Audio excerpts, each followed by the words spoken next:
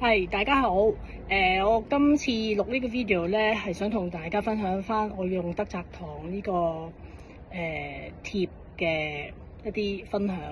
咁我喺5月中嘅時候咧，就喺日本咧就百厭啊玩啦，就喺個滑道嗰度咧就笪親，咁啊笪到翻嚟香港睇醫生嘅照 X-ray 嘅時候咧，先至知道原來係 T12有一個壓縮性骨折咁嚴重。咁而家已經係8月10號啦。咁喺呢段期間咧，咁啊痛啦。咁啊喺日本嘅時候咧有睇醫生嘅，但係因為我行到，咁當時醫生就只係俾啲止痛藥我。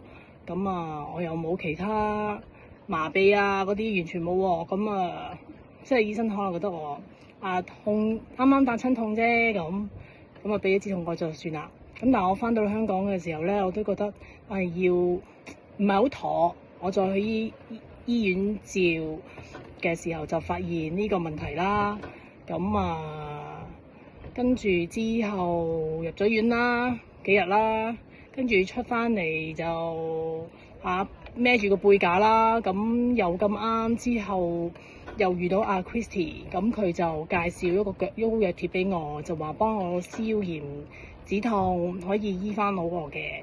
咁我喺嗰段期間咧，我就乜嘢都唔諗噶啦，好多嘢都太仔細我都諗唔到。咁我只係想，我唔想痛，又唔想咁辛苦。我想快啲好翻繼續百厭咁樣嘅啫。咁我就用啦。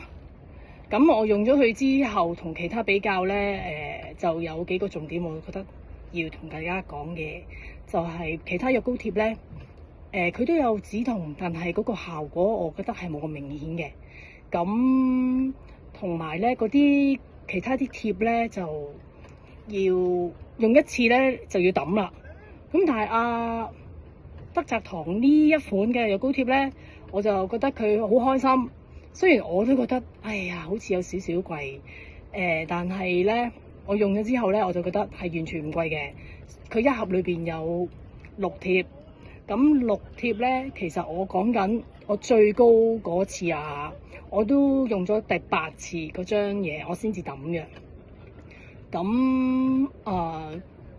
咁所以我覺得係好幫到手啊！佢最幫到手嘅係乜嘢咧？因為對於我呢個陣真係唔係咁想食藥嘅人咧，就完全令到我可以唔使食止痛藥，我都可以捱到瞓到覺咯。咁同埋佢真係有啲消炎嘅作用嘅。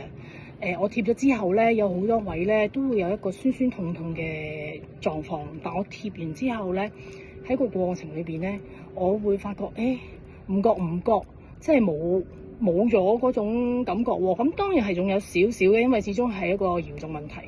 咁但係令到我起碼可以多啲活動自如翻咯。就冇咁鏡住咯。咁所以想同大家分享一下。咁大家身體健康。